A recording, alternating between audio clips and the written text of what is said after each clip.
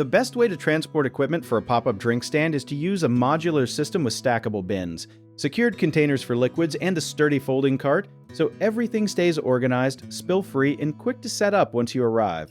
Think of your drink stand like a puzzle that has to fit perfectly into a box every single time you move it. You want every piece, like your cups, ice chest, syrups, and signage, to have its own spot so nothing shifts around while you are driving. A trick most people do not think about is using tension straps or bungee cords inside your vehicle to keep containers from tipping over on turns, since sudden movement is the #1 cause of spills during transport. Another smart move is freezing your ice the night before in reusable silicone bags instead of loose cubes, because it melts slower and will not soak your boxes. You also want to pack heavier items on the bottom and lighter, more fragile things like glass bottles on top, wrapped in cloth so they do not clink together. If you organize your gear by category, like drinks in one bin and tools in another, setup at your location becomes incredibly fast, sometimes cutting your time in half.